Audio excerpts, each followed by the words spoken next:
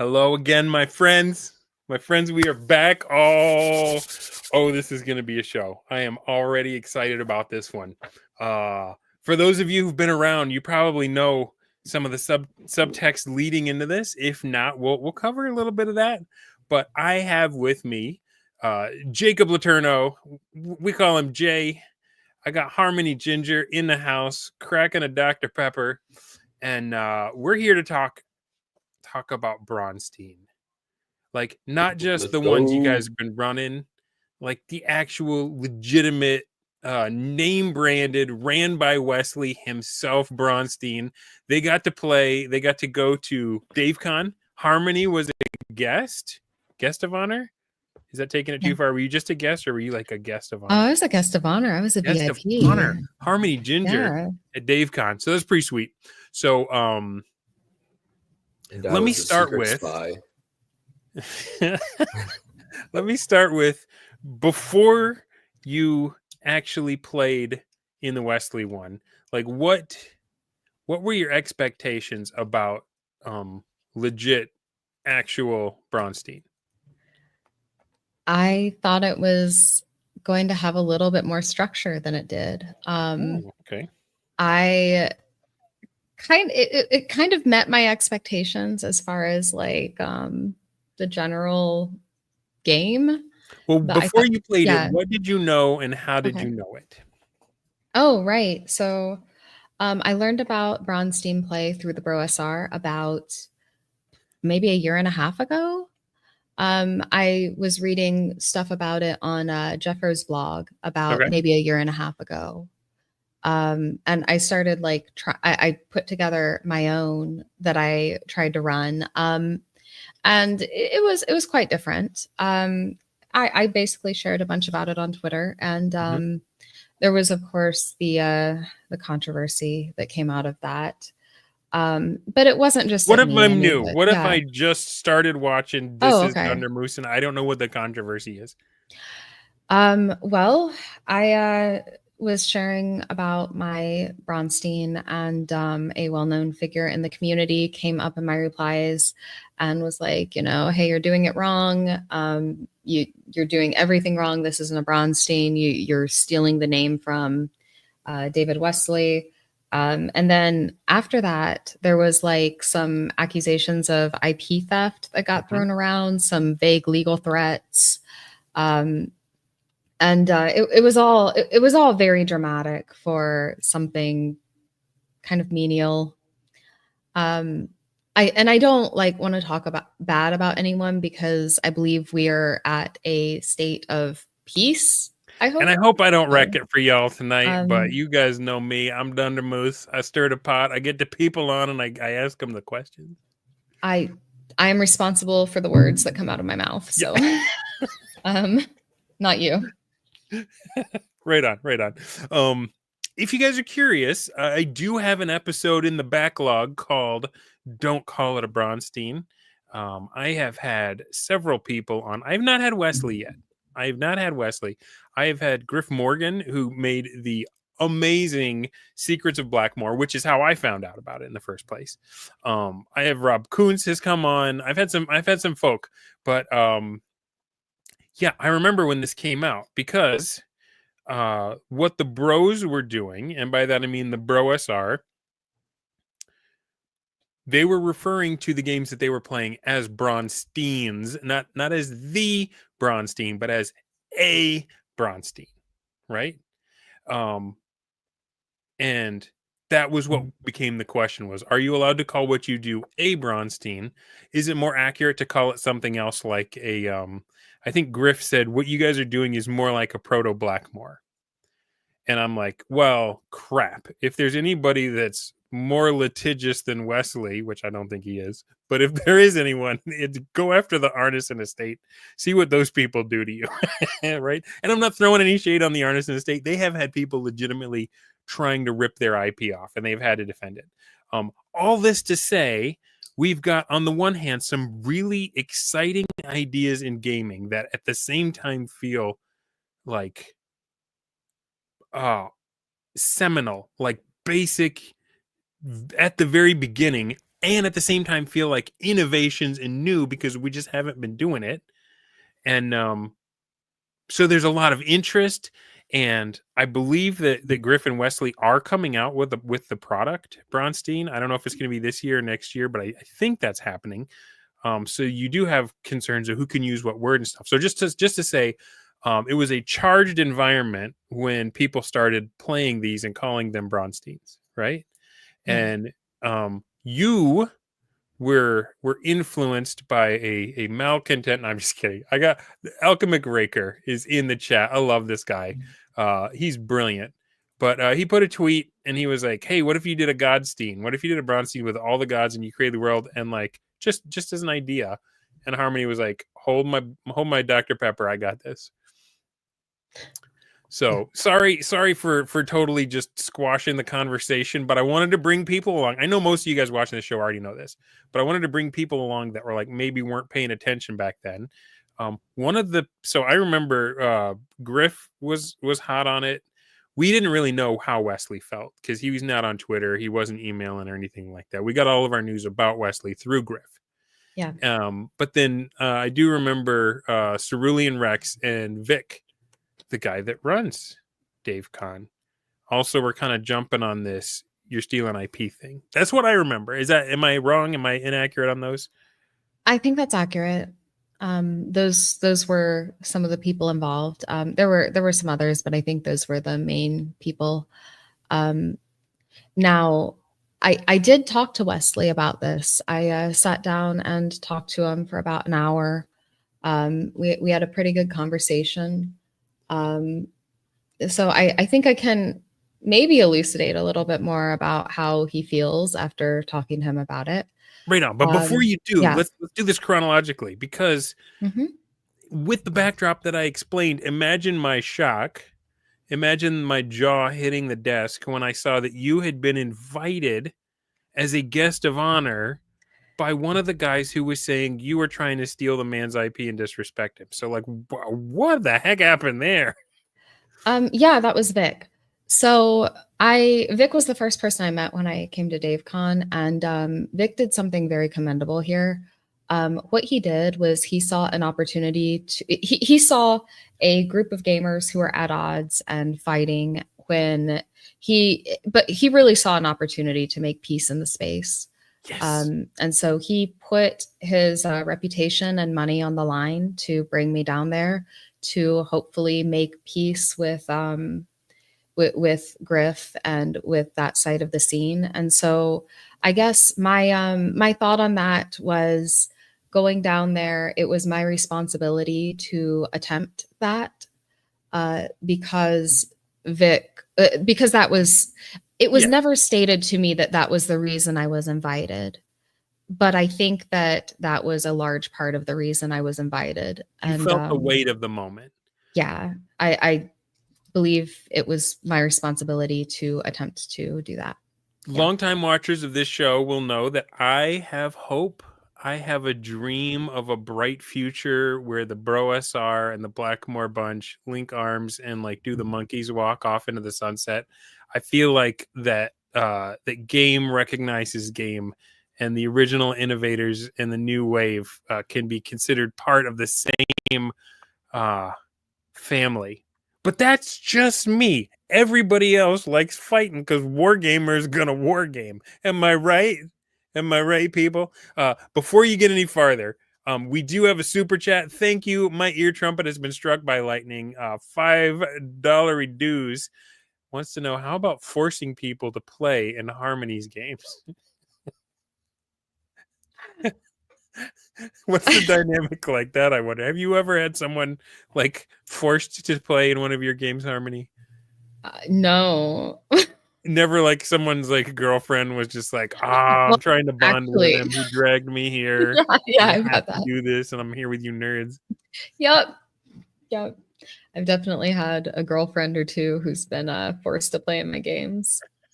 And you know what? It's gone very well too. Like I've had situations where they've stayed around. I try. I have. This is such a tangent. I have a policy of if any of my guy friends get girlfriends, I go above and beyond to try and include them in everything I possibly can. So. That's awesome. All right. So let's pause the story here. Harmony is about she's been extended this olive branch by Vic, who to all accounts sounds like a pretty good guy. Like it sounds like he's pretty awesome.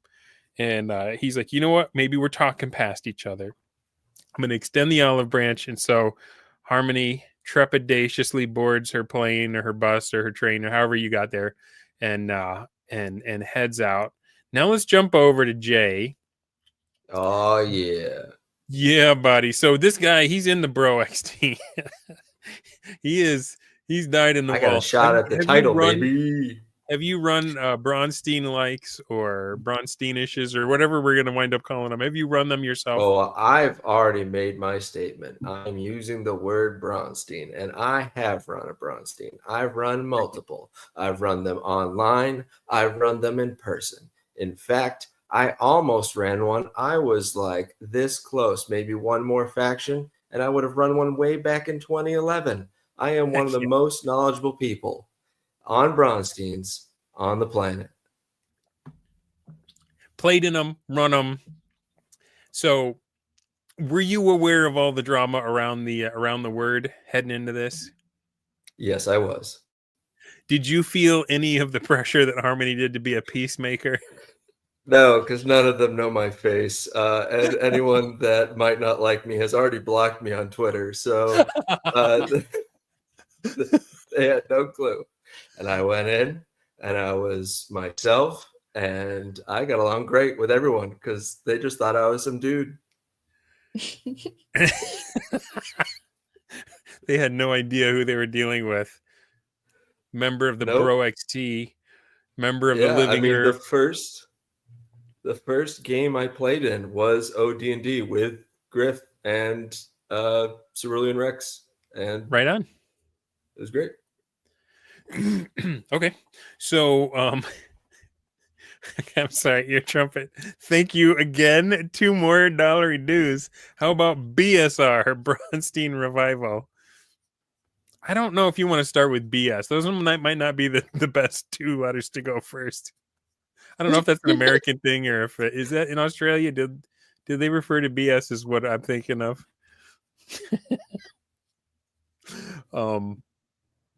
Yeah, I feel like we're kind of in one. I feel like we are kind of in one.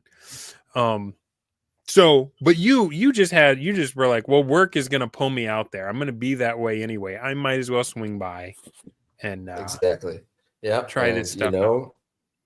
Had to go out there, represent the Bro XT, and experience the real thing. Right on.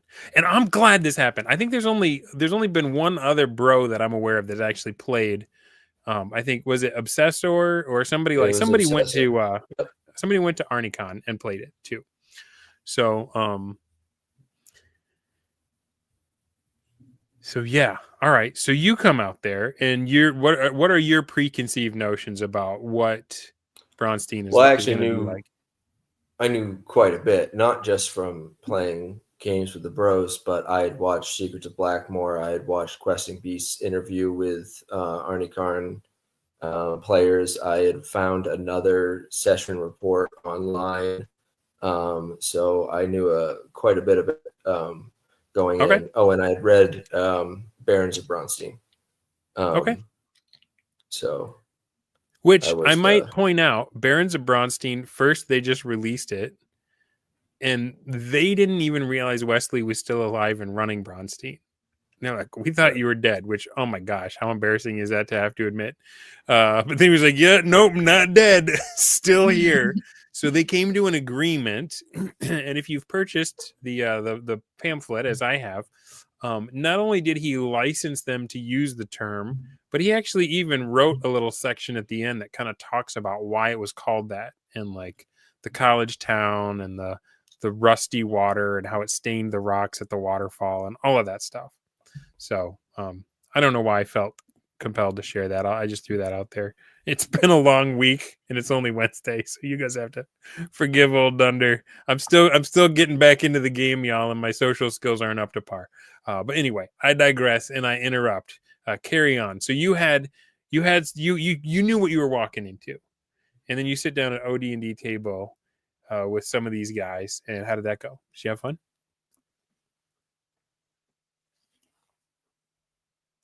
Yeah. So sorry. So I sit down with Griff. Obviously, I'm just another player. I thought it was supposed to be Outdoor Survival, the board game. Instead, it was OD&D. We used Griff's actual 3 LBBs, and then from there, I stayed in that room, played Strategos N with Ross, some of the Blackmore bunch, and then eventually it was the actual Braunstein. So,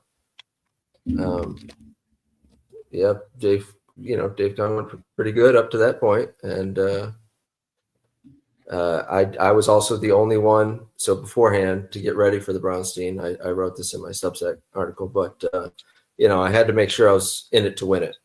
Mm-hmm. So, I went and I used their gym, and I'm pretty sure I was the only one at the con that did that. So rock on, man. Did you see Robert the Heel Stevens interview on my show last week? Is that why you got into the gym? Well, no, listen, Dirty Rob's great, but I've been doing HIIT longer than he has, so he's not teaching me. I can teach him. Rock I'm on, glad man. he's going well for him. Yeah, he told me he had to get some tailor scissors to cut the sleeves off his shirts because his arms are not big, fitting bro. into them anymore. That's what happens when you work out. That's awesome. Get swole. All right. So I think I've done enough setting of the table, right? Anything else about the background that I missed or left out, especially for people new coming? And I want to be fair to both sides because we got folks in the chat. We got a lot of people that were there with you guys, people that played in Braunstein with you as well. So I want to make sure that I've been fair to both sides, as fair as I can be, acknowledging that there is Harmony wouldn't be going as a peacemaker if there wasn't some tension, right? Right. I think it's okay to acknowledge that. Yeah. Right. We're all among friends. I feel like at the end of the day, we're all gamers. And sooner or later, if we get a chance to throw dice with each other, things will work themselves out. But maybe not. I don't know. We'll have to hear about it. So any other background before we jump into what's going on? I'd had a chance. Actually, I don't know what you mean by background. Anything that happened before the Braunstein? Yeah. The first night I was there, I had a chance to sit down and talk with Major Wesley for like an hour, but that was like days beforehand. I don't know if that counts as background. But, well, it does though. Mm-hmm. It does though, because when it was the hottest, when we were talking past each other the most, and when there was like the most distrust on both sides, there was like a feeling that maybe not only was Wesely not available online, but that he was being gate kept. So did any of that show up when you went to try to talk to him? So I do think that I have a responsibility to attempt to make peace with this situation. Mm-hmm. However, I also think I have the responsibility to tell the truth of it. No peace without truth. We got to acknowledge everything and work past it, forgive each other, all that stuff. So let's do that. I will tell you exactly what happened here. And that is, I did speak to Wesely, and I asked him if he would mind talking with me on camera. And he said, we'll have to ask Griff. I don't know if I'm allowed to do that. And I was like, okay. I thought that was a little bit strange. Did he say it like naturally, or did it like get all weird before he said it? It felt very natural that he said that. And so this was at a dinner. So the first time I spoke with him, actually Griff introduced me. He called me over and he said, Harmony, I'm Griff. And I was like, yeah, I know. And I shook his hand and he said, this is Major Wesley. and I met him then. And then, I talked to him for a few minutes, and Griff got up to get food, and I asked him if he would mind talking with me on camera. And he said he would love to do that, but he's not sure if he was allowed to by Griff. And I thought that was kind of strange. Did he So seem worried, or was he just like... No, I don't think he seemed worried, but he's also a very hard man to read. Okay. He kind of goes around a point quite a lot. So I went back to my seat, and I got up a little bit later to ask him in front of Griff, because I knew I needed Griff's permission. So I just went and asked them both together. And Griff said that at first I could do the interview if he was in there in the room with me. And I think I kind of gave him like an "Are you serious?" look. I didn't say anything, but I think I gave him possibly a.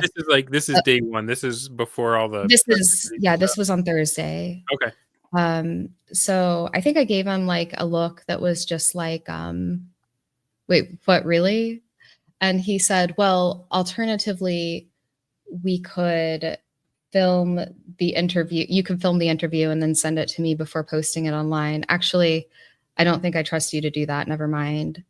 And it seems like very bizarre to me. And so I kind of went back to my seat, and then later I got to speak to Wesely pretty much alone for like an hour. And I told him that there might be some tension with Griff. And he said that I could also ask Chris, and he would set it up so that I could speak with Chris. Mm-hmm. And then... And Chris is Griff's partner in the Fellowship. Yes. They made the movie with him. And then, gosh, now this is going to go all to the background with Griff over the weekend. And then, so we talked. I did ask Major Wesley quite a lot, like if he had an issue with us talking about his game and stuff. And he... it was hard to get a direct answer out of him. Do you want that now? Because that's like a point tangential. Yeah, let's clear that. What is it like talking to Wesely? And do you think it's just because I'm like this too? I like to tell stories. I like to give the background. Obviously, I've been doing it tonight, even give the background before we get into the main points and stuff. So is he just a circuitous talker, or did it seem like he might have been evasive? I'm not sure. I do know that he talks a lot, and he will go all around a point. And it's hard to get a direct answer out of him. I asked him point blank. I told him, I've been talking about your stuff online. I've been trying to run games like yours for a long time.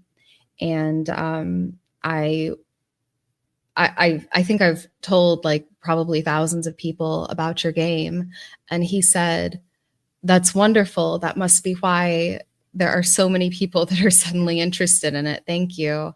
And I said, and I smiled, and I was like, okay, so this is a good thing then. So you think it's a good thing that we're talking about your game? And he kind of hesitated, and he said, blogs are a legal gray area. And I want you, and these are his words, not mine. This was his exact phrasing. So I am very sorry if it is slightly inappropriate for your show. I don't think it's that bad. But he said, I would rather have you inside the tent with us pissing out than outside the tent pissing in. Can we just take a moment and acknowledge that is a great metaphor? Whether it felt good to hear it or not, like that is colorful language. And so he said that he wanted to work out a deal with me where I don't remember the words he used, but it was clear to me that the deal that he wanted to work out was that I pay them to discuss Braunsteins, which on isn't a blog or on. on a blog. Or on YouTube or both? On both, I believe. That was my interpretation of it. Because his words exactly were, I want to work out a deal with you similar to how we did with the Barons of Braunsteins, where we still get royalties for things. I believe that's what he said. So it's like a license, right? Yeah, like a licensing deal. So like thinking back, I mean, I wasn't around, obviously, but the things that I've been reading and some of the historicity of the games, that was a very big deal at TSR. Did the writers get the royalties? And when the company realized that the royalties were choking them out of their profits, they tried to, steal all the IP so there may be like just decades of bad experiences that are getting triggered with the new stuff, right? But the thing about a blog is, unless it's like mega popular and you got a bunch of ad revenue or something like that, I don't know how you do a license to just talk about it, Yeah. And I was trying to be really polite, and so I was kind of like, we'll see. We'll talk about that. I don't know. And I did then ask him, do you have issue with people trying to run like Braunsteins? And I actually mentioned to him, I told him about Gangbusterstein. Yeah. I told him about that one in particular because that's the one that stuck in my mind. I don't remember exactly who ran that one. Fluid the Druid. Fluid the Druid did? Okay. So I told him about that, and I said, we've been inspired quite a lot by your work. Do you have any problems with people running these similar games and attributing them to you? And he said, he said that I would have to talk to Griff for that, but that because he and Griff have a contract right now, right? Yes. That is confirmed. They do have a contract. But he said it felt like to him how Edgar Rice Burroughs wrote Tarzan, and then the next year there were a bunch of books coming out about naked men and jungles. And he definitely said he felt like it was a knockoff. And to me, I'm not sure why he felt that way. And that's weird because stuck in my mind a little bit. I feel like Gangbusters is set up to be run as a Braunstein, or as what we've been calling a Braunstein, right? Like it doesn't take place in Prussia, and it's not the same scenario every time you run it, but it is not set up where the referee has a story and the players just kind of bounce from action point to action point, right? Like it's like, at least the way that and the only time I've ever played it was like that, where everybody was an independent actor operating in conflict under a fog of war. Yo, Dunder, you want something spicier than that? Bring it, man. Hit me with that spice. I got the word from the man's mouth. Boot Hill is rules for how to run Brownstone, which is a Western-themed Braunstein. The man himself told me that. So if you want rules to run a Braunstein, they've already been written. So you are equating Brownstone with Boot Hill. You're saying the Boot Hill are the rules for I'm Brownstone. not doing that. Wesley did that. He not you so hoisted directly. Here foist. That's right. He not so directly, with a little wink, wink, and a nudge, nudge. Where did Gygax and Bloom get those rules from? How did they get the idea for that? It's interesting. It's not me who's. Well, it is me, but it's also Wesley. Yeah, it's on me, Moose. Day one-ish. So, okay. All right. I'm processing that because there is a difference between Braunstein and Brownstone, right? Like, what would you say is the main difference between those two? Wesley told me the main difference between those two. Hit me. All right. Wesley specifically said that the difference between Braunstein and Brownstone is that when Dwayne Jenkins ran Brownstone with Dave Arneson as a player, the thing that they had been doing with Braunstein is that every single time they played Braunstein, it was the same characters, the same situation. They were playing out, Dave Wesley's version of Romeo and Juliet, his play. That's what Braunstein was. He had written the opening act. That's how he described it. And they were playing it out. And every single time you'd have different actors playing different characters. Maybe he'd make slightly different tweaks because they didn't have all the props or whatnot or all the roles needed. But maybe it was he'd the add same thing. A date night for two of the characters. Yeah, right. However, when Dwayne Jenkins ran Brownstone, set in the town of Brownstone, it was very, very similar. But when Dave Arneson went in and he was, I don't know, Pancho Villa or whatever his character was, and he blew up the bank, but failed to damage the safe and get it, he had to flee. Well, the next time they went and played, Dave was playing the same character, and the hole in the bank wall was already there. What the actions he had taken had cause and effect. They played the characters. The time continued. It progressed forward, and that was the major difference between Brownstone and Braunstein. So Braunstein is a slice in time, and it's Groundhog Day. You just it's Clue. Maybe it wasn't Colonel Mustard this time, but it's the same people in the same place, right? And Brownstone was like Pandemic Legacy, right? Like it has a memory and things. The characters move from section to section, from day to day. It has continuity, because that to me sounds like what the bros have been doing. Yes. Before I have you answer that, I do have to thank J Mac for the $20 super chat. Hey y'all, it was amazing to meet everyone at DaveCon, and even though I didn't stay for the whole Braunstein, it seems like an interesting way to play. Harmony's Godstein is awesome to follow. Thank you, J Mac, for that 20. And did you guys both get a chance to meet J Mac? What was he like in person? Yes. Twitter. J-Mac was the first person I met at DaveCon. He came up to me and he was like, "What's up, Harmony?" And I'm like, "Who is this guy with this green mohawk?" And he was awesome. I played a bunch of games with him and his friend. Their hair was like green and pink, and so I like called them Cosmo and Wanda. But yeah, no, they were great. Rock on. Thanks again, Jay. And if you guys aren't following him, it's not just JMac, it's JMac _ something or other. I had to search Slacking. a bit. JMac Slacking on Twitter. So give him a follow.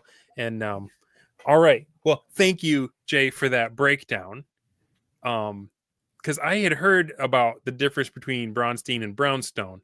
I had not heard until you just dropped it tonight. You heard it here first, people, that Wesely said that Boot Hill is pretty much Brownstone. That's amazing. That's right. What else? What other goodies do you two have for me? Harmony, you can have a turn. Oh, I had a very long turn, so just interrupt me if I All right, then I have more from that talk with Dave, because oh boy, did I get a lot. Now, was your talk with Dave likewise policed by anybody, or did you just have a crack at it? No, it was not, because I am an expert Braunstein player, and I was playing a Braunstein in real life. It's always a Braunstein. Everything's a Braunstein. Everything is a Braunstein, and I tell you what. My last day of the con, Sunday, I had another game of OD&D with Griff. This time he was using Holmes, and he's actually pretty good at running that. It was a fun time. But I have heard he's one of the best GMs around. I have a buddy that says I wanted to hate on him, but his GMing style was actually really close to mine, so I would just be hating on myself. Anyway, so...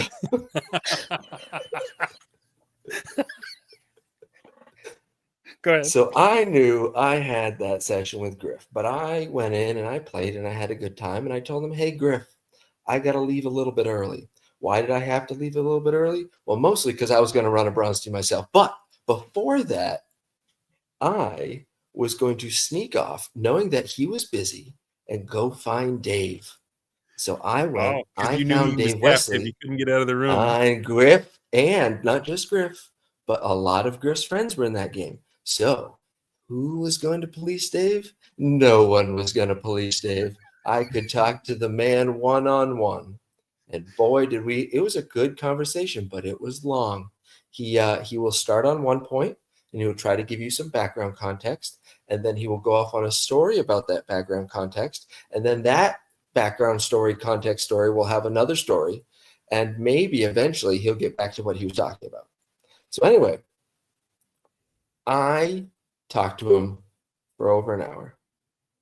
And he not only told me about all that Boot Hill stuff, he not only said from what it sounds like, as he's never run in a Brownstein, that what we are doing is more similar to Brownstone than it is to Braunstein in, you know, from his point of view.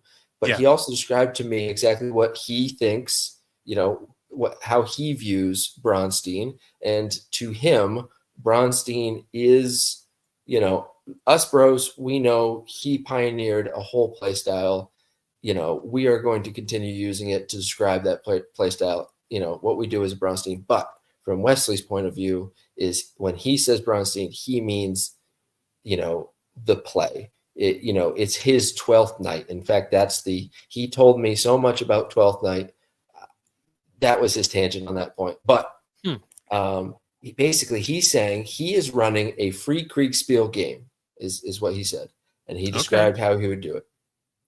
And during that free Kriegspiel game, the scenario he is running over and over again is what he is calling Braunstein. And to him, a lot of what's important is all of the history and lore and background prep he has put into it. So I'm not 100% sure when he hears that we're trying to run Braunsteins, if he realizes that they are not connected to the fictional town of Braunstein, Prussia. Oh, so he thinks we're Prussian. I don't know if he does or not, but it wasn't clear.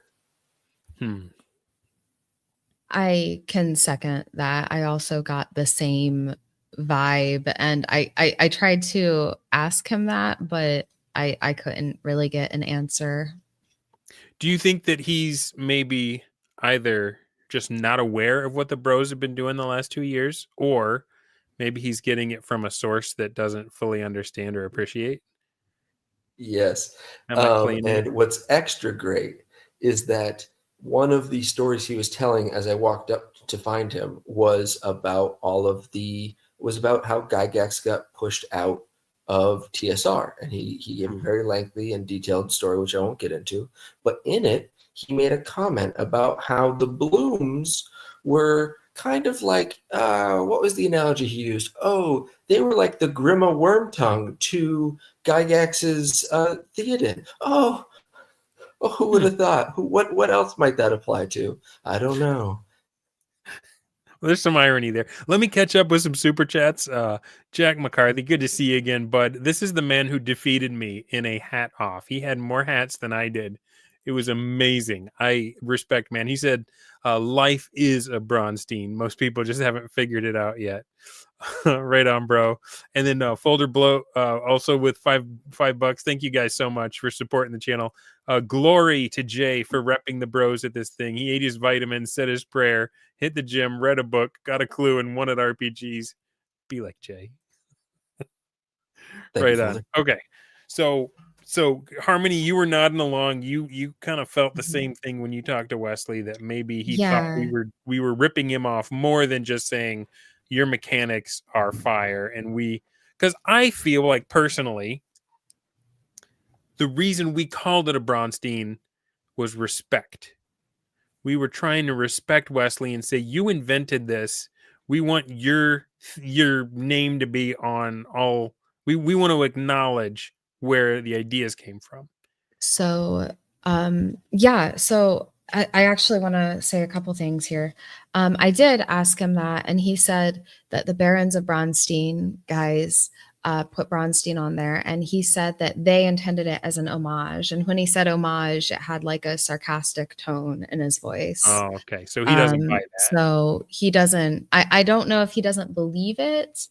or what, but it doesn't feel like an homage to him is what Maybe he was he's not. He getting at. doesn't appreciate Um, honor in that yeah, form. yeah. Like, Also, don't steal my word and call it. I want to talk about Griff a little bit more because I kind of set the stage and said like the bad things about Griff, and I didn't get to say Oh, anything good here before we get to the where the good story stuff, ended. before we get to the Because good stuff, and forgive okay, me, Griff, I do have some more. Gelatinous Rube is lighting mhm. me up here. He says, "Griff Morgan, Okay. I'm coming for your trademark Oh my at the gosh. patent office in Oh, real life." oh no. And if you guys have seen my show, that this may be even tame for Rube because, man, when So he threatens a guy. Anyway, I'm sorry, Harmony, and yeah, Rube, I thanks for all just the super chats, man. Back to it. I just wanted to finish that off because I believe he and I are at some stasis or semblance of peace here. But I am telling exactly what happened. I remember the next day after the conversation with Wesley, I was walking down the stairs and Griff passed me. And I was supposed to talk to Chris about interviewing him, but Griff stopped me and said, I talked to Chris for you. The answer is no. So that did happen. And I said, okay. And I didn't argue it. I didn't push back. But then for the rest of the con, Griff was nothing but extremely nice to me. He gave me a copy of his books. And he was after that, very, very kind. Okay, well, see, So that that's was, why I Yeah, wanted I it all will. to come out. I will back Mhm. up that I played in 2 different games with Griff, and it was a lot of fun, and it was a good time Right on. when we were at the table. So, I'm gonna have to have him come on and give his side of it because I feel like whenever there's conflict like this, we don't know what yeah, led into it, and we may do things that unintentionally remind people of something that someone else has done, and it can put them in that place. And so it's hard to earn trust. But I'm encouraged. You guys know me. I got that bright future where we all get along. But war gamers are still going to war game in the meantime. So any other thoughts on that relationship and that clarifying? Like, were the bros just doing it wrong this whole time? Did we have okay. no idea what we were doing? So let's get to the actual Braunstein stuff now. Okay. We can't like because like if we have an hour. Okay, we just have 45 minutes preamble to this any longer, and I mean it'll be a lot like Listen, the real this is thing. in true Braunstein fashion. Yeah, I know. I was making the joke. Awesome. Just worse. Well, we're on StreamYard tonight, which means I can't stream it to X, but it does mean we're not going to get cut off at like an hour and a half. So we can go as long as we want to. Right. I'm sorry. I don't know if I was supposed to say anything. I was like, I don't want to steer your show. Let's talk about the actual game. Factual Braunstein. Dude, I want to. Okay. So when I showed up to this, the room was like full because I was running here after eating like really quickly because I had to eat between like a panel and that. So I was like going in there and I kind of looked around and I'm like, oh no, I know nobody in this room except like maybe a couple people that had said hi to me. And I kind of look around, I'm like, I know there's going to be a bro in here, but I don't know which one he is. So I'm just not going to say hi to anybody. And then I just sort of sat down and Jacob just walked in and was like, I'm your bro friend. So that helped a lot. Yep. Yeah, it was good. Do you want to talk about the 2-hour speech or should I? I feel like that's something the Broasar does not do is the 2-hour preamble. No. So no, we do often do a like 2-minute preamble. Yeah. Like, just, hey, this is where you're at. This is the starting situation. Go. But no, there is no 2-hour history lesson when the bros run it. So that is one defining difference. And I would also say that is the defining difference, is the history of the Prussian town of Braunstein and of all of Prussia and of all of the Holy Roman Empire and of all three different Prussian kings. Harmony failed. And long live the king, or what was it? I can't even remember what we're Ho, supposed ho, to ho. say. Ho ho Yeah. ho, yeah.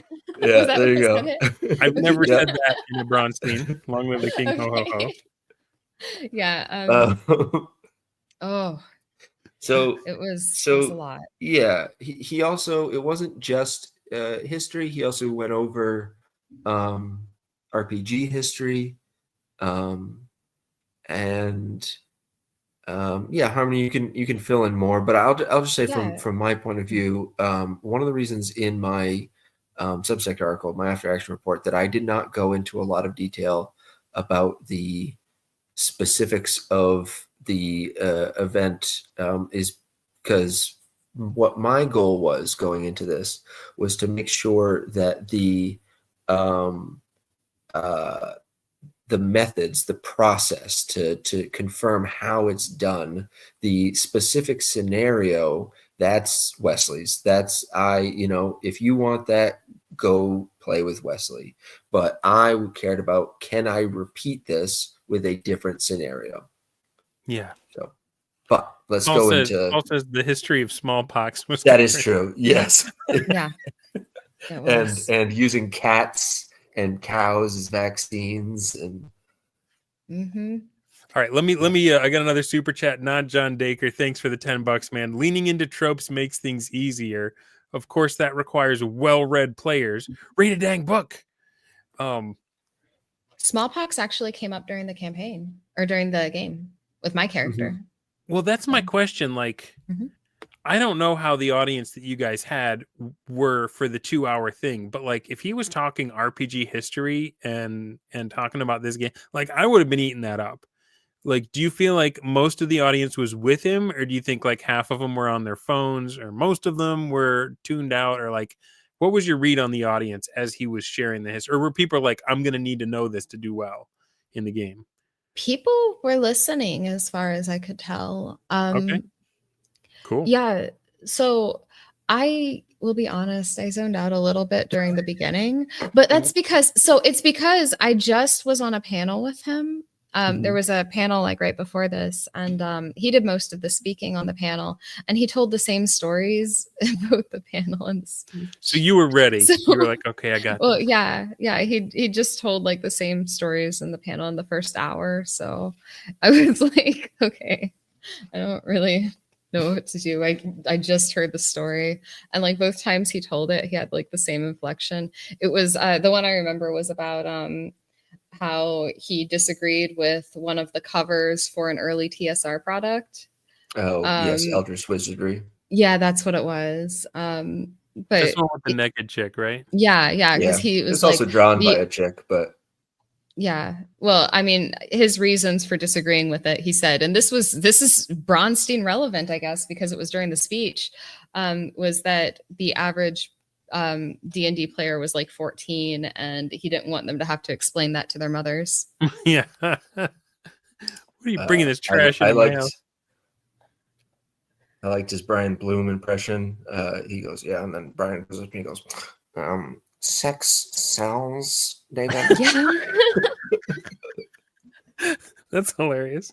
Paul Van Dyke says, about a half-hour RPG history, fascinating. Hour plus of European history, not so much.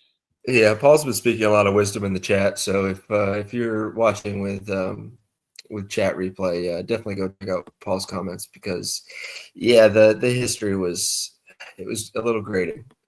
He went really far back to make sure we had the whole context, and we did. We had the whole context. Who was Paul in the Braunstein? Was he the Baron? Do you know? Is the preamble Paul, let us know who you were in the 900 years of Holy Roman Empire history, Prussian history, the geographic significance of the town. Nothing about our characters or the structure of the game. Oh, okay. Yeah, no, that was right, actually.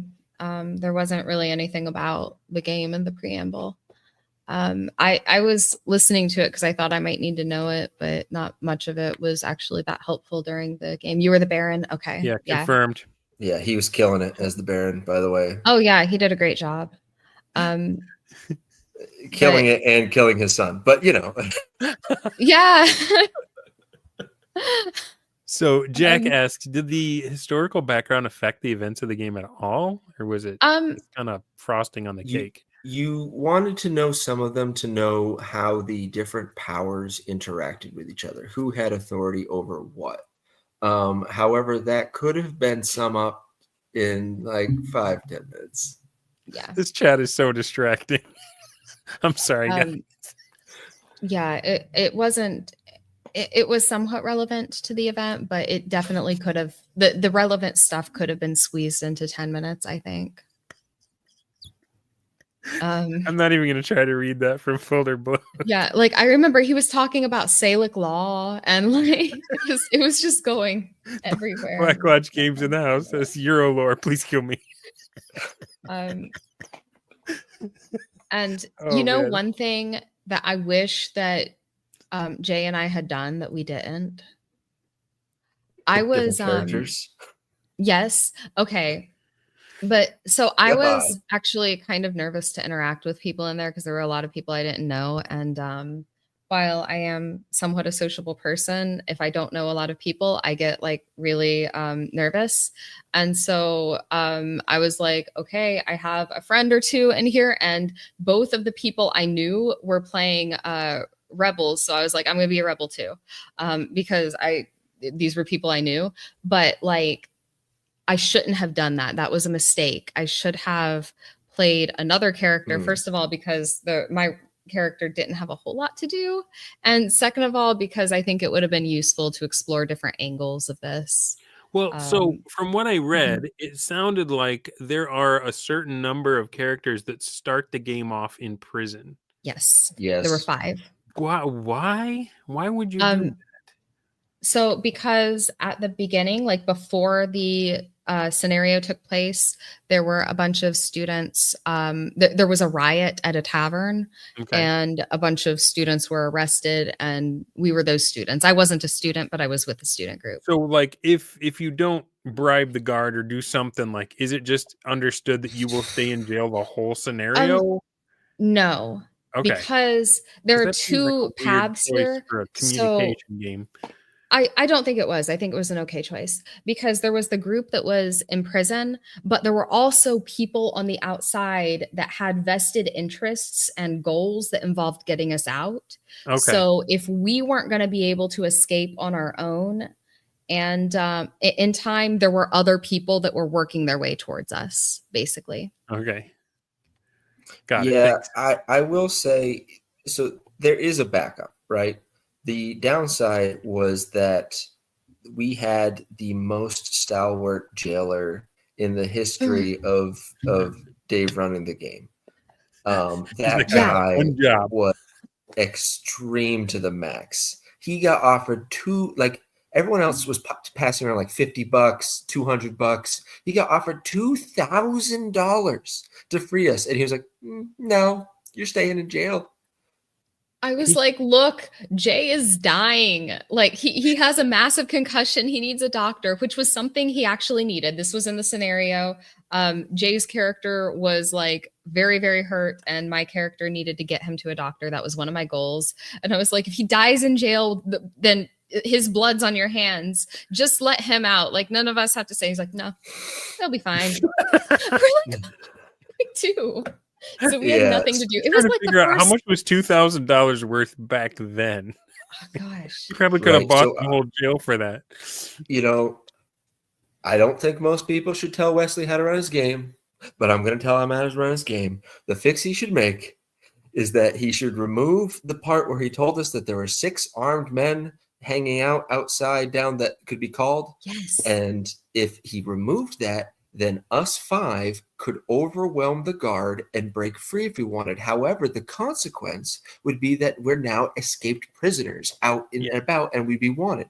So there would be a a way for us to get out that's extreme, but a consequence that goes with it. Otherwise, we had no agency other than trying to bribe the guard. But if the guard says no, we have zero agency and have to wait for someone else to let us play the game. Luckily, I had been Braunsteining in real life. And, and I had played with a real cool guy named, I believe, Bill Marks. And Bill was awesome, and he was in charge of the jailer. And so eventually he realized what was going on. He had his own things. He was dealing, he was playing the game. But he realized what was going on, and he was like, "No, hold on. That you turned down $2,000. What is wrong with you?"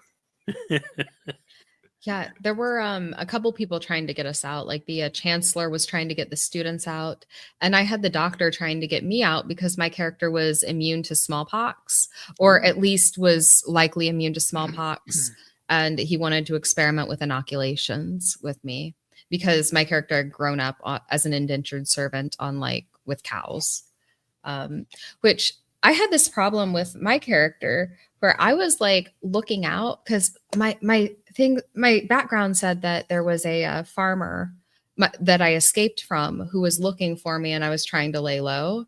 So I was but the guards hadn't realized I was a woman. So I was trying to I'm like, okay, well, I'm gonna act like a man then, because I don't think I'm supposed to be outed as a woman. Oh no. Paul says Harmony didn't mention, but her assigned character was a big ugly milkmaid who couldn't read. Correct. Yes. Yeah, correct. It was in my packet that I was illiterate and that I was large and that I was I worked with cows. But I was an escaped indentured servant and I was supposed to be laying low from the farmer. So I was thinking, all right, so I need to not let people know who I am. But then I found out about halfway through the game that the farmer was not a player. I'm still cracking up over the jailer. It's when you're playing one of these, you do not want anyone to turtle. You want everyone to get aggressive and do stuff. And when you can turtle and it makes 5 other players have to turtle because of you. Yeah. It sucked. Oh man. We were in jail for 45 minutes. Called down the hallway to the 6 burly guys and be like, "We'll give you $2,000 to shank this dude and let us out." We did, but their figmental imagination. They're not players. They weren't players, so they couldn't do that. Yeah. We were in there for the first 45 minutes or hour or something. Is that about right? Am I exaggerating? Yeah, it was almost half the time. When you say in there, is that are you in a physical location as well? Oh, yeah. Let me describe the setup. Yeah. So we're in a decently large sized room. I think it could have used to be a little bit bigger with the number of players we had. But what he had done is he had gone and he had labeled the 4 corners as different places in town. And so one of the corners was the prison, and he had set aside 5 seats. Yeah. That sounds like what the bros do. Each room in your house is a different location, or what we do in Discord. Yeah. And Pogo Donuts asked in chat how many players were there. I don't think we said that. There were 30 players, or 27, I think. 27. 27 because he had made a comment about if he had 2 more, then there would have been 1 other character with a real name, because Harmony happened to be the only character that just had a normal name. I was the only one with a name. Everybody else was Student A or Priest or I don't know, Banker's Mayor, daughter, Baron, Gypsy. Banker's what was daughter. your name? Yeah. My name was Gertrude. No, it was Gretchen. Grunhilda, the milkmaid. The other. I noticed this when we got out of jail. I thought I was the only one in jail with a name. And then I noticed when we got out of jail, I was the only one with a name. Hey, Gretchen, yes, prisoner B. Yeah.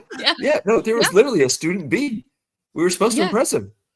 Michael Dale says, since you were disguised as a guy, did you speak in a dude voice the whole time? No, I did not. But I don't know if you heard him say this, but Wesley did say that there was another character. I believe it was one of the students' girlfriends named Colette, who was going to be a character if he needed more for the total number of people. That. Yeah. Um, I remember that it was very weird because It was strange. yeah, I don't know how I felt like being the only one in the room with a name. Um, Older Bloat says there are more elves named Elric in my campaign alone than named characters in Braunstein. but so I do want to talk about the differences between the Braunstein and the Brosteins, though, because I actually have like a bunch of them written down. Okay, yeah, let's go. All Then. right. What Well, are the pitch. differences? Hold on. Pitch them to me, Oh yeah. and then I'll let you get the whole list out, and then I All right. will refute or confirm them. Okay. So do you want me to do them one at a time? It's up to you. Okay. Well, okay. The first difference that I wrote down was like, I think that Wesley put an enormous amount of work into it. And I'm not like shitting on the bros here because they didn't have 60 years to play test their scenario over and over again. But the intricacies of everything in the Braunstein were very impressive. Like at the end, he had people stand up and he's like, all right, so you're an investigator. Who was the French spy? And so he'd point at someone and he was wrong. Oh. And then they're like, okay, you're the bastard. Stand up. Who's your father? And he would have to point out something. But like every character, even the minor ones, even like me. So my character was like mostly like someone said in chat, a MacGuffin for a couple other characters. Like I was an objective really more than completing my own. I was an objective for Jay's character and I was an objective for the doctor. But like everyone had some stuff going on and it was extremely intricate. Would you say that is probably correct? I do a character web when I run mine. I will draw out each character and their connections and make sure that it's pretty complete. But for the most part, yeah, he also had, like you said, he had like 60 years to do this.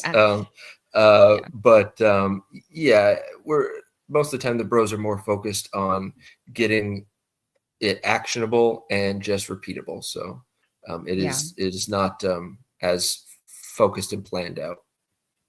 And my second difference I found was I think we had the timing all wrong. Because we've been telling people that a Braunstein should be somewhere like, I think 4 to 8 hours. And this one had a 6-hour time block, but there was 2 hours of game. And in that 4 to 8 hours, we were not including the 2-hour Dunder Moose after action report. And so the timing was kind of way off because there was like 2 hours of a game happening. So it was 2 hours of European history, 2 hours of game, and then 2 hours of processing what happened. Yes. Yeah, I will also say that yes, I know there has been the recommendation for it longer, but in actual practice, a lot of Brosteins are closer to, not all of them, but like when Crom runs one, when I run one, they're closer to 3 hours. Okay. And the third difference I have is orders and round structure. There were no rounds, there were no orders. We like a lot of us didn't even get to talk to Wesely. A lot of the structure was just if people around you can say you did it, then it happens. So if it was observed, then it happened, whether the referee saw it or not. I think that's probably accurate. Because I've heard something similar from the bros that like, especially in Crom's game where he's just like, yeah, I'm going to go somewhere and let you guys run your own stuff. And as long as it's observed, as long as you're not, memeing stuff up by yourself. Yeah. If no one witnessed it, it didn't happen. So yes, there are, because we are applying Braunstein as a style to games and we're trying to improve multiple kinds of games with the concepts of Braunstein. There are ones with orders, but like when I ran Hateful Eight-Stein immediately after Wesley's Braunstein or Norzona 2, like those didn't have turns. They were just exactly like Wesley's in the time structure. Yeah, it was like there were no turns, no rounds, no orders submitted, which is interesting because I believe at least it used to be on the Wikipedia page for Braunstein. I don't know if it still is, but it will like describe the structure in a sequence of rounds with hidden orders. That Okay. did not happen. There were no orders given to the ref by at least a lot of players. I don't know if some players got to speak to I know a couple players got to speak to the ref alone. I don't really know much about it because I tried to at one point, but Griff got in your way. I'm just no, kidding. no, no, I'm just no, kidding, Griff. no. I tried to at one point, but like he was monopolized, and I mean, I don't blame him. It was a Well, I mean, 27 person game that people. took 2 Yeah. hours. Like, he's got better Thanks things for to the do. $5. Gelatinous Rube says, I love Total Nonstop Braunstein as a full campaign, but for session Braunstein, 2 hours is so much more appealing. Yeah, I can see that. So I've run a 40-minute Braunstein, by the way. Nice. 40 minutes. Nice. Yeah, because it was so you can use the Braunstein style of play whenever you need something that is most likely to be boring and you want it to not be boring. So I ran Dwarven Middle Management Stein, and I needed to know who the dwarves were backing in the Dragon Wars. So there was 5 of them, and they each got a different Dwarven Middle Management officer, and they were around the water cooler, and they argued over which dragon they thought was coolest and which one sucked the most. And at the end of it, they decided which one they would try to kill and which one they would back. And it took about 40 minutes. It was very fun. That's hilarious. Paul points out, I've played in Braunstein number 4, which is called Banania, and that has round structure, orders, more game time. This was much less structured. So Paul's done both of them. Interesting. You should have Paul on your show. I should.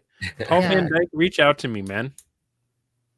I am at Dunder Moose on Twitter, or yeah, you're watching me on YouTube right now, so you know how to get that one. While we I do want to throw these up. I mean, we're not done with Harmony's list yet, but I do want to show are.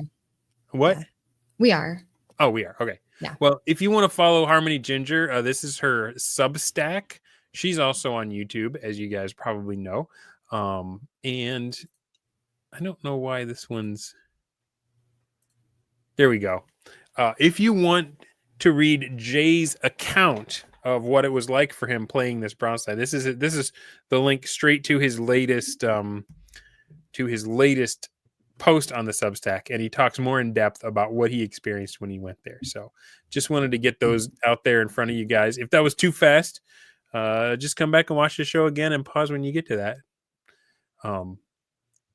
So did you get a chance to agree with and or refute each of Harmony's points? And did you have any points on your own that she didn't hit about what was different between what the bros do and what this was?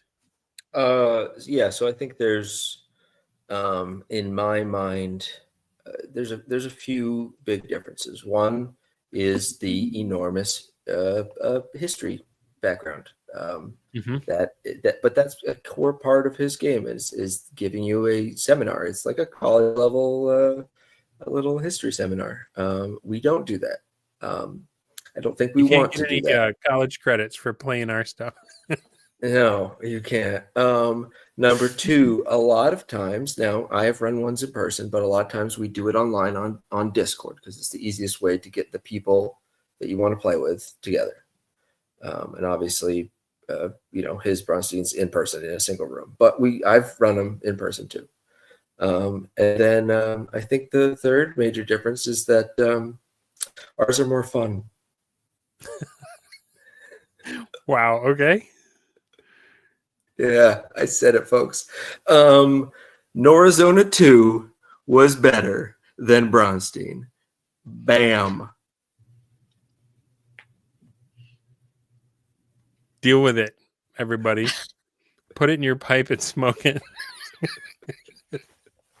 So for those uninitiated, what is Norazona? What on earth are you talking about?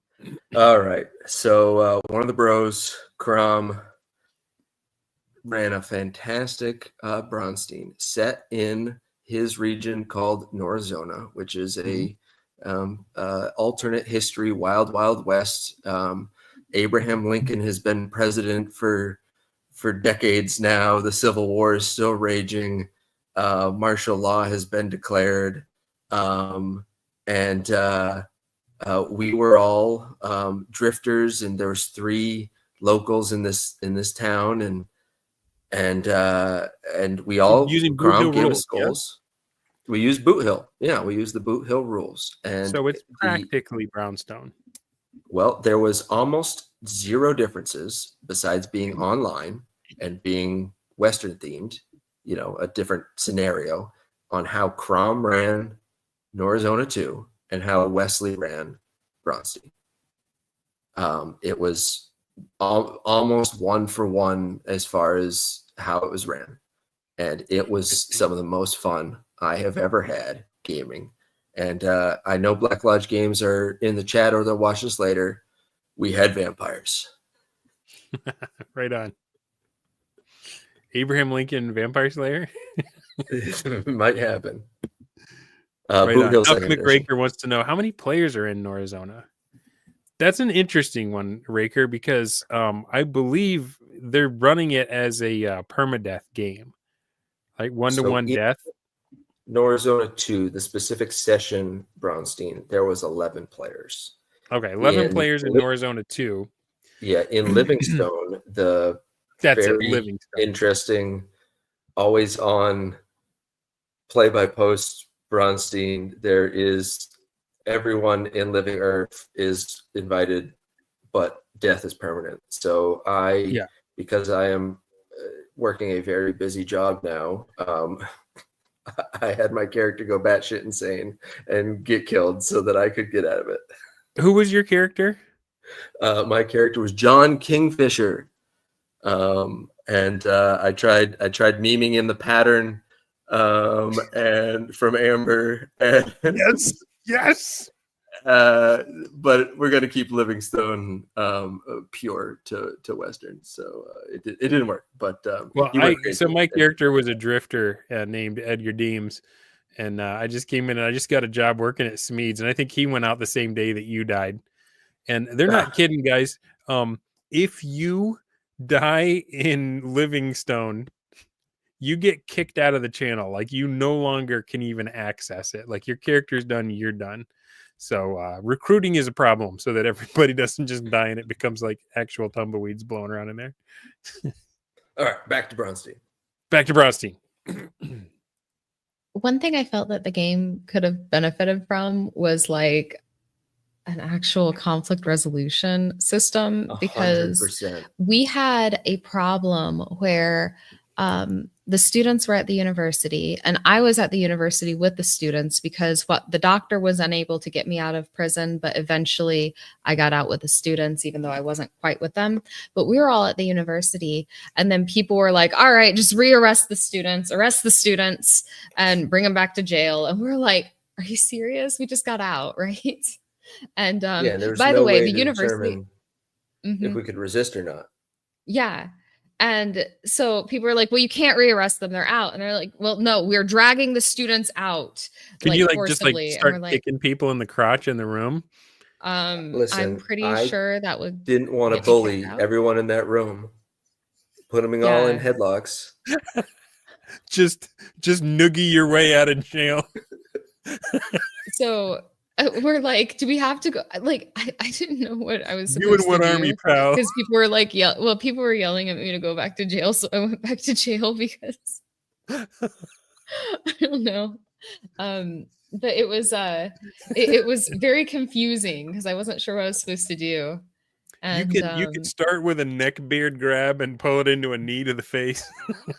I also had the problem where I didn't really have any objectives to complete late, because agreed. Once I was out of jail and so my objectives were get me out of jail, get Jay out of jail, get Jay to a doctor, and have student A arrested because student A was the one that caused the riot, but he got out of it. And he basically punched Jay or something. I don't remember exactly what happened, but he had before the scenario took place, he had attacked us and we got arrested. So one of my goals was to get him arrested. Well, by the time I was out of jail, the person playing student A had left the game and gone back up to their hotel room. Wow. Yeah. So you couldn't really that thread No. just unraveled. But Paul that Van Dyke wasn't- says the chancellor of the university was probably 10 years Yes. old. I Oh, played that kid was- Strategos N with that kid. He is so good. Like, Oh yeah. like whoever his parents are, they're doing a great job. I met his dad, and his dad was like, "Oh, you let him be the chancellor? He shouldn't be in charge of anything." Was his dad? I think his dad was in the game, but I don't know if it was his dad or I don't just know. a guy. I don't think it. I No, don't think not he was in in the the game. Strategos game. In the Oh, in the Strategos. Strategos game. Oh, I don't know. Yeah. Jesus, that's why I left Um, before giving a character. So Yeah. Jay's a I good will, guy. He doesn't want to kick a 10-year-old in the crotch.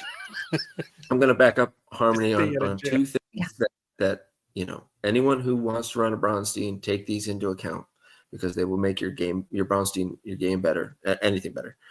Okay. Conflict resolution, preferably one that does not need a ref to adjudicate. Right? Even if it's just in person. I have run, when we were running Hobgoblin High Council Stein, which was very similar to Dwarf Middle Management Stein, but we used rock, paper, scissors to do all combat. And if your opponent was higher level than you had to get one more win. So instead of best 2 out of 3, you had to get 3. And we did that several times. And it was super fun and it was fast. And you knew instantly who won. You didn't have to bust out rules and roll dice. It's just like, no, I took him down, move on. Okay. And there's no ref needed for that. But, just a way for Boot Hill, you don't need a ref to resolve Boot Hill combat. Everybody can roll the dice and agree on the outcome. Right. So a way to resolve conflict and a way to, chainmail jousting. Chainmail band to band, they all work. The other thing is, there was, and it was unfortunate too because it was specifically like me and Harmony who had experience running or playing in games in this style. So, but we both were given characters whose goals were very passive, did not really change, like push the plot forward. And we're honestly like not the most difficult. I mean, I had one difficult goal, and that was the third one. And we don't need to talk about that here. I did it. Wait, what? It worked. I brought Gretchen to the dance. Jeffro would be proud. Did she step on your feet with her big clodhopper shoes? No, it's a good thing the dance didn't actually happen. Although there was talks that it was. I think the mayors or someone was trying to get it to actually happen. No. So what happened? Braunstein for you real? thought that was a sign up for the dance. You were wrong. It wasn't. Oh, okay. Well, it was the banker's daughter was bringing around a form and she wanted to get all the eligible singles to sign her dance card, which meant that at the dance, which we all were assumed to go to, we would dance with her. I didn't know what a dance card was, and obviously neither did Jay. So this was her Braunstein goal, by the way. And by her, I mean a older gentleman. Yeah. Did he get to play like a pretty and petite girl while you were like Grunhild Yes. the warrior man? Yes. Yes. Yeah, he did.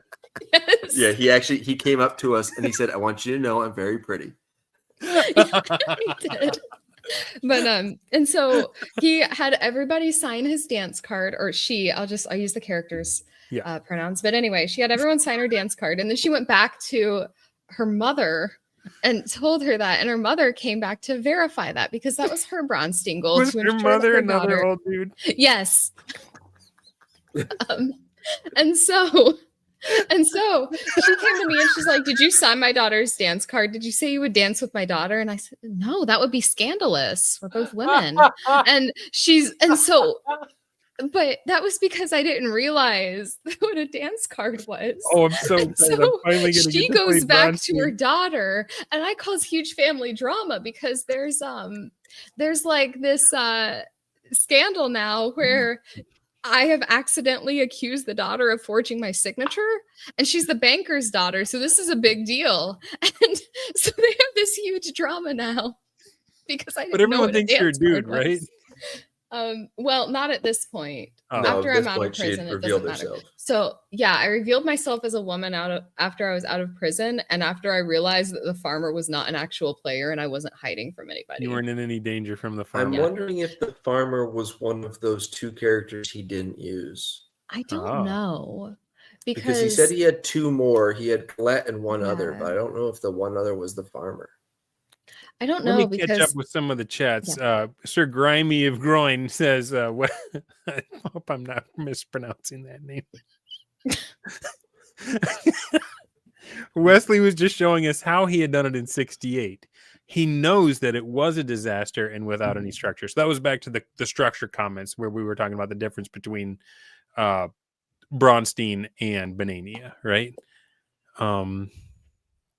There was one of the Paul says the creator of Vampire the Masquerade played the banker. Yes, he did. Yes. And I went back to him like 3 times to get loans.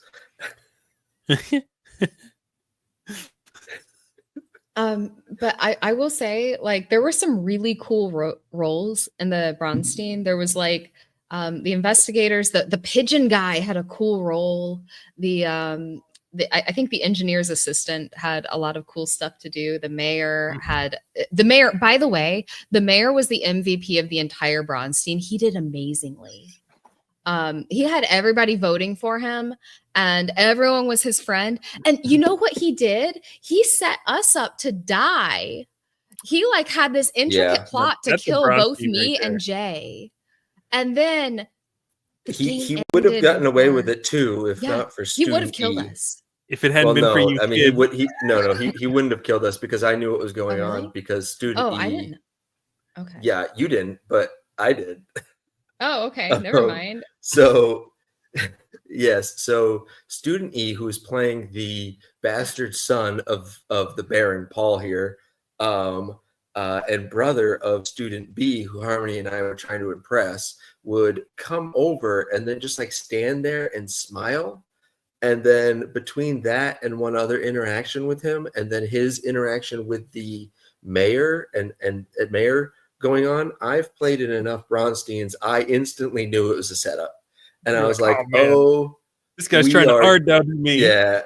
But what I will say is Matt, the mayor, he was not the one that led it on. He did fantastic. I played with him on Sunday in Griff's game, and he did a great job. And so, like, as you know, he was named the winner, and you know, I'm not really gonna argue on that with him. He did fantastic, but yeah, I did catch on because of Student E.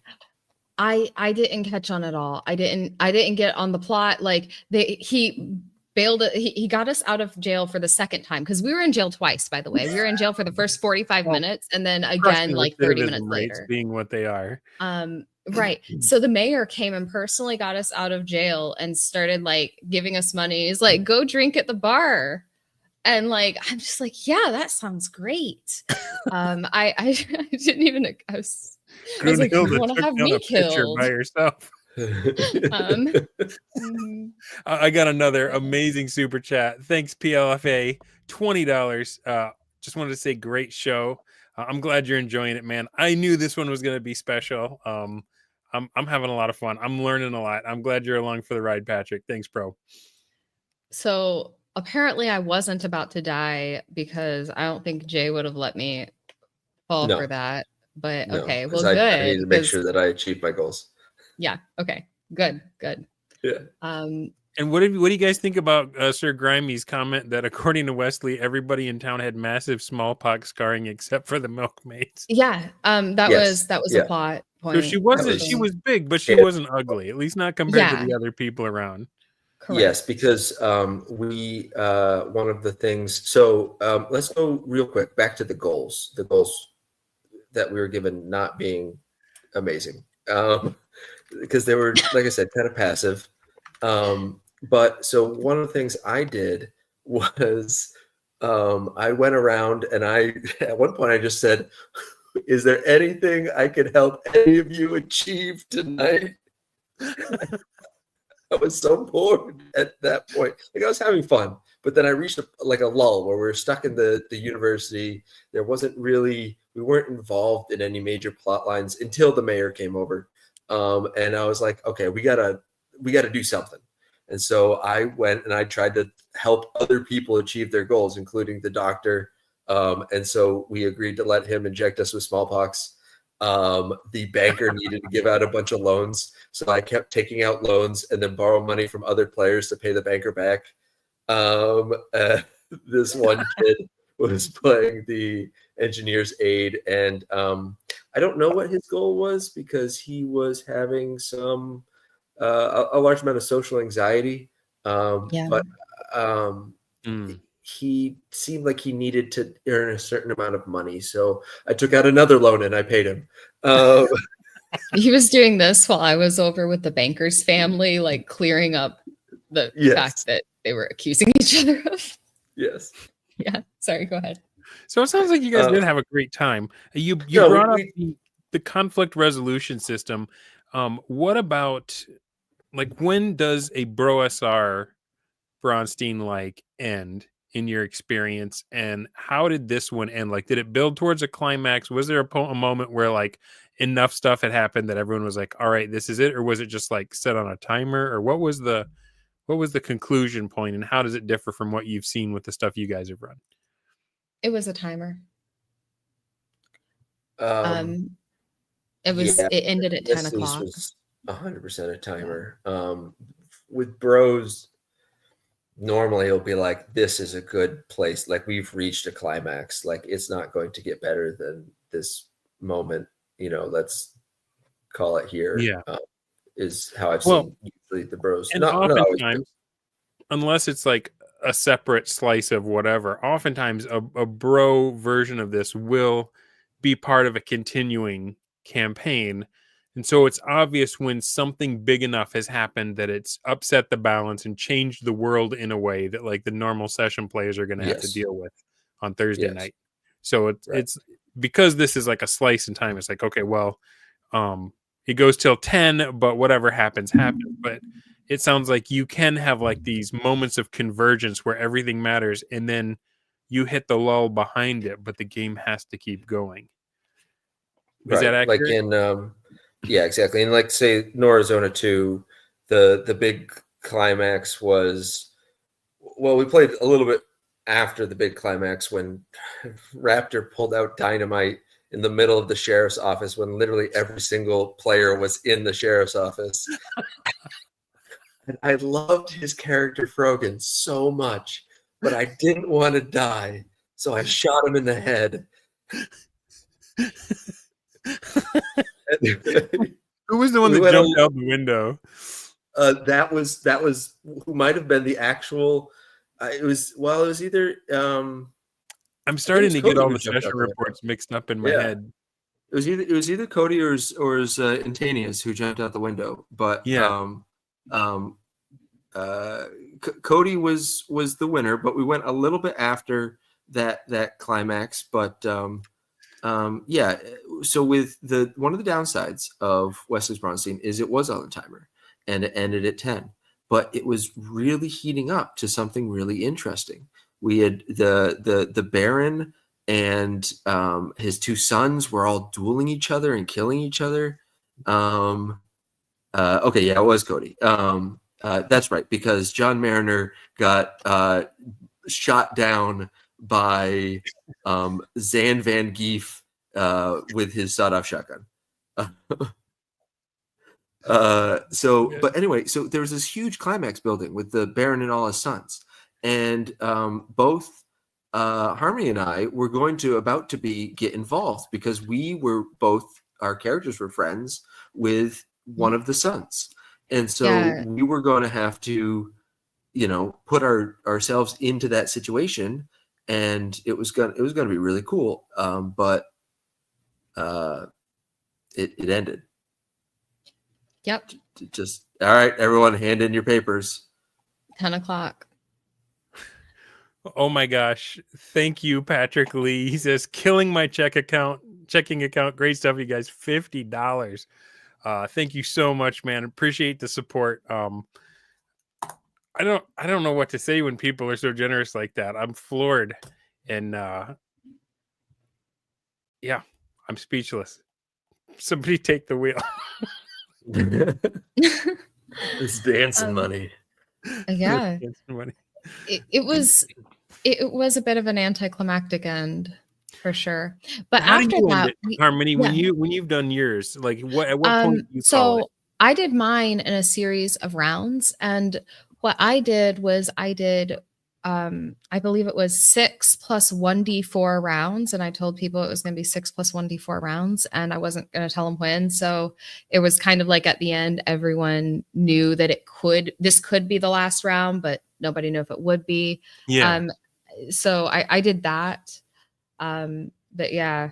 I like that. Yeah, I tried. So I did link. try to take the bullet for student B, I think it was, because my character, I had to like impress him, and my character had like this whole passage about how she was like, I think my character was like in love with both student C and student B, weirdly.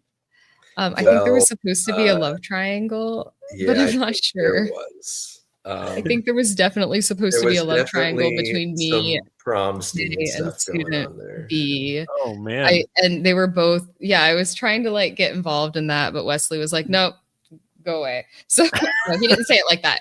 That was not how I said it. But he said anyway, you were too late to jump in front of the bullet. Yeah, I was like, "No, I'll take the bullet for him," because it was like at the end of the game. But he said it's too late. But that's fine. I don't know. It was there was supposed to be a love triangle, I'm pretty sure, between me, Jay, and student B.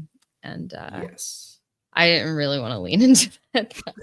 Me neither. So on to other topics. One good thing about using Boot Hill to run your Braunsteins. I would rather play the mother of a woman who's trying to get dance card signatures.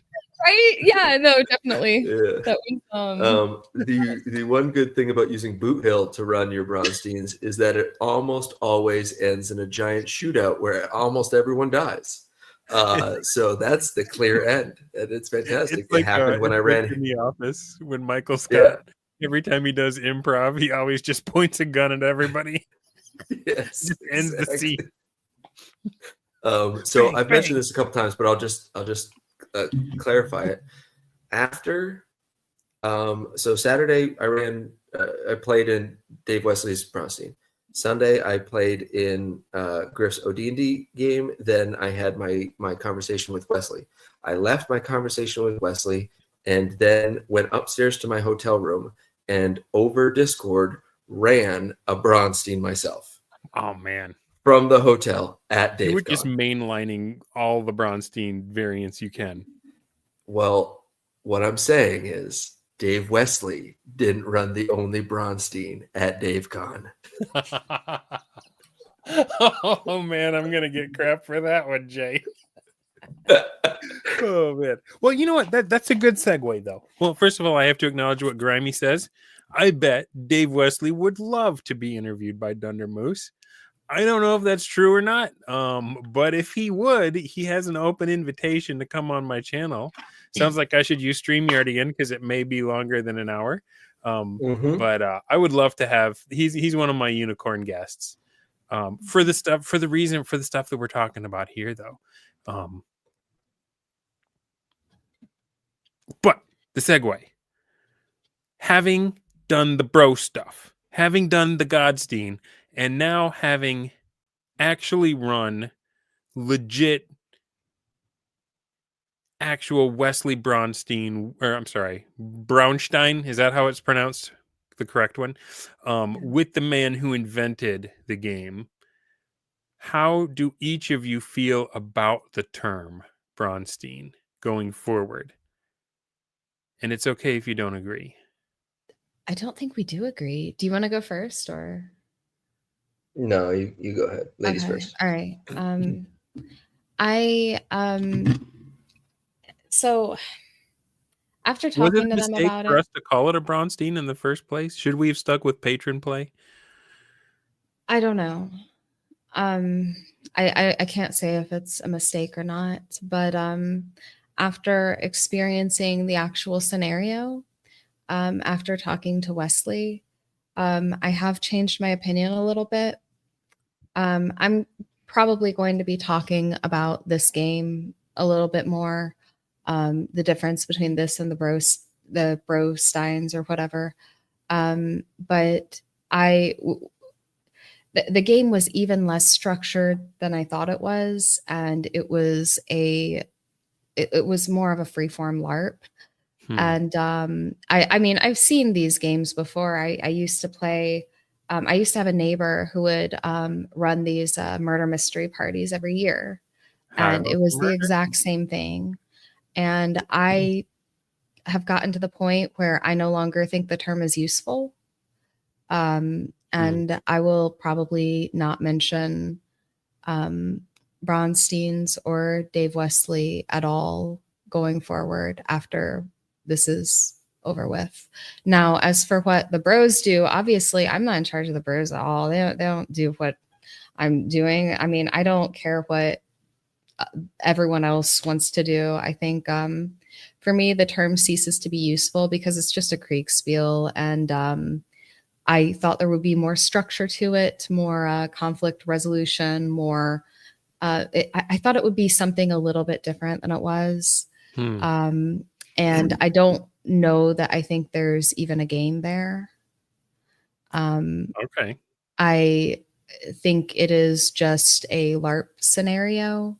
Now, the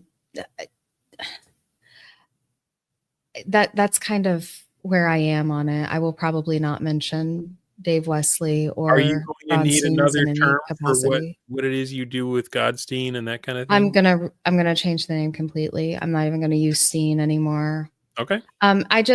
So a couple reasons for that. One, I'm not sure that the term is especially useful. I don't know if I'd even qualify it as a game. It was a LARP event. And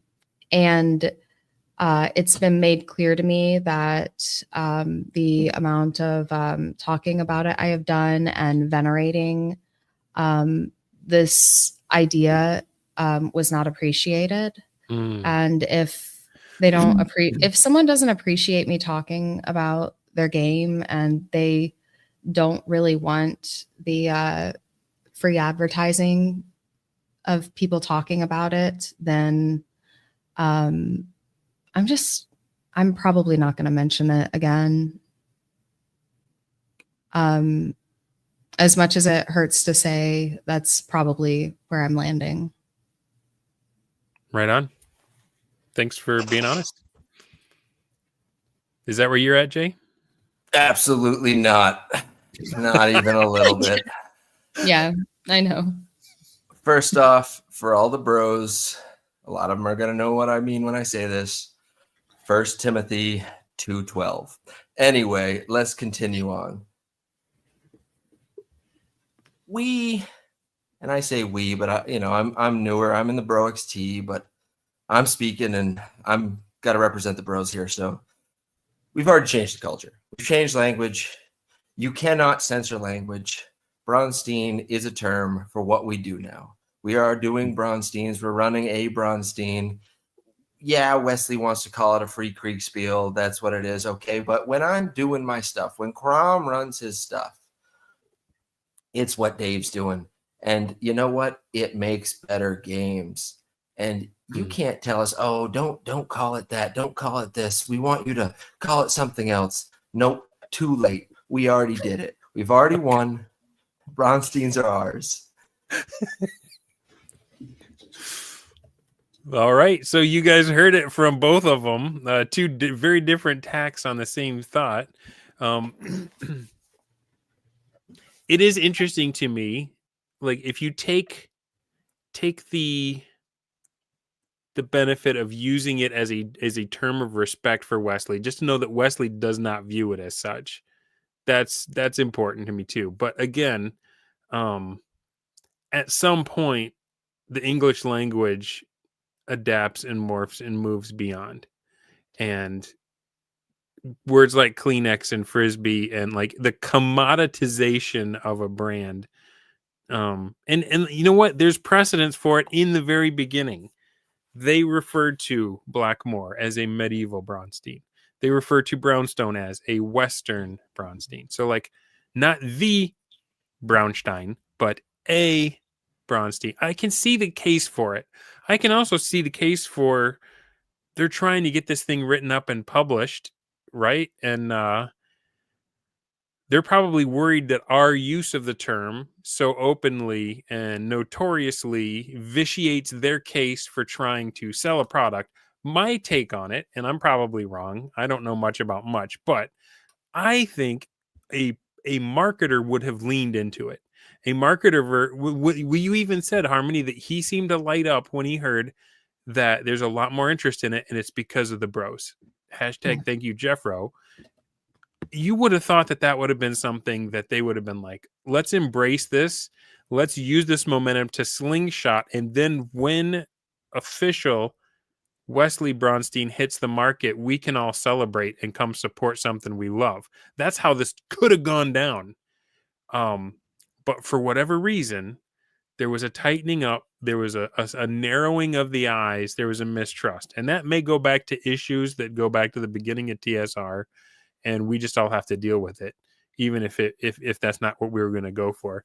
So I'm still wrestling with it. I'm still thinking about it. I appreciate both of you sharing your take on it. I've been trying to be diplomatic by calling it what we do a Braunstein like or a Braunstein variant.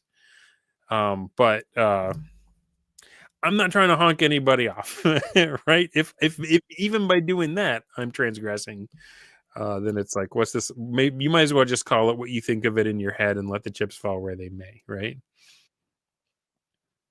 Yeah, I guess my thoughts on it are that there's there doesn't seem to be a full game there. And this sort of event has happened a lot. It seemed like an intricate LARP.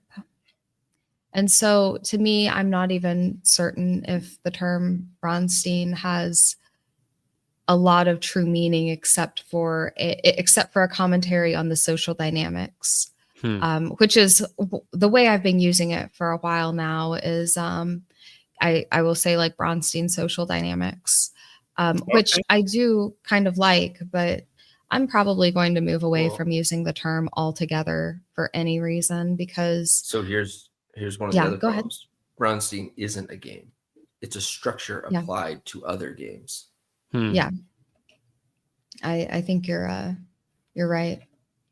But I think Macho Mandoff has it correct. Like it doesn't seem to be there doesn't seem to be enough there for me to really continue using the term. And it's been made very clear to me that my attempts to honor the roots of the hobby were not appreciated. So I think I'm just going to move away from mentioning it altogether. Understood. So that's kind of where I'm at now. As far as what other people do, I can't tell anybody else what to do. So, I mean, I think everybody should make their own decision as to whether or not to use that term. And if it catches on, it catches on. If it doesn't, it doesn't. Way back in the day, I was trying to call it a Dubstein for B-Dub because Jeffro had already gotten Jeffro Gaxian. So I was like, let's toss B-Dubs a bone here. But but yeah, at the end of the day, though, as we've seen with like the OGL and all kinds of stuff, you cannot trademark. Is it you can't trademark or you can't patent the actual rules to the game? Like you can get the trade mechanics. You can get the original creations. I don't know. I guess I don't really care about the term so much as I don't want quibbling over this word to imperil that bright future I imagine of all of us gamers just agreeing on these awesome techniques that can elevate our role-playing games and bring the fun that we've seen. Gelatinous Rube, thanks for another $2. He says they should be more than worried. Okay. Everyone watch your beards. Gelatinous says, I'm sorry, Dunder. That future is dead. I got along very well with some of the Blackmore bunch. I got to interact with them. Yeah. And, I got along with them very well. Some of them were quite nice. Yeah. The ones I met. Yeah. I mean, sometimes you just gotta just be who you are, rep your group, and hope the other people can understand. And sometimes they won't. I hope everybody in the chat has had a good time here. Whether you are following along with the BroSR, whether you're just a Harmony fan, or whether you were at the con and you're like, you know what, whatever you want to call it, whatever word you want to use. I had a blast there. We've got ArnieCon coming up. So if anybody wants to try actual real Braunstein for themselves, you'll have another chance. Praise God, Wesely is still with us and is still able to run these. And so we have this history. And I think at ArnieCon, does he run Banania there as well? So you might get a crack at both of those. But I don't know. I don't have any other questions. Have you guys got anything that like you were hoping would come out or get a chance to address that just didn't? Not really. All right, I have a call to action here. All right. Yeah. On May 10th in the evening, I am running a Braunstein. I am inviting all bros, Harmony, any of Harmony's players, Matt, the winner of the mayor, the winner of the Braunstein. And you know what? Let's invite Baron Paul too. Reach out to me. If you want to play in a Braunstein, I'm going to run one. I'm going to run it correctly. You're going to see how great the bros run it. You're all going to have fun. It's going to be amazing. May 10th, the night of. Let's go. Let's do this, guys. How often do you get a chance? How often do you get an invitation to join in and see what's going on? And I would hope that even Griffin Wesely would hear that and get excited and want to try out and say, all right, you guys say you know what's going on. Show me what you got. Where's the Saturday saying, show me what you got. I want to learn from you. To Griff Morgan. Griff Morgan, you've been called out, son. Come to Arizona. All right. Thanks, guys, for coming on. We're just shy of 2 hours. We got a little bit of a late start. I feel like you guys are way more articulate than I am. I feel like you are way more thoughtful than I am. I'm glad that I got the chance to bring you to my audience, and I'm glad you guys joined. Thanks for all the super chat support. Thanks for liking. Thanks for subscribing and sharing the videos around. And if you aren't subscribed and you like this kind of stuff, I, for whatever reason, have access to these awesome people, and I have these kind of interviews all the time. So make sure you subscribe if you want to get in on the next one. And to everybody watching this after the fact, do turn on the live chat. I mean, the chat, sometimes it gets really hilarious and distracting, but amazing stuff. And thank you all for that. One more time, Harmony, if people want to follow your stuff, where can they go? I am at Ginger Blast on Twitter. I'm Harmony_Ginger on YouTube. I will be uploading some stuff from DaveCon on YouTube soon. And I am Harmony Ginger on Substack. Right on. And Jay, where can people get more of Jay? I am my name, Jacob Letourneau, on Twitter. If you can't spell that because no one can, you can find me at Ghost Planet Games that's my Substack. Yeah. All right, and we got one last super chat. J Mac, $20. Thanks, bro. I'm not in any of this stuff, and I'm super new to the circles, but I'll say that I too got along with everyone. We'll all have disagreements, but at the end of the day, most of us can play just fine with each other at the table. And that is a great way to end it. That's what it's all about. We're all gamers at heart, looking for the best way to enjoy each other and this hobby that we all love so much. So thank you, everyone. Great meeting you if this was your first Dunder Moose show, and we'll see you next time. And good night.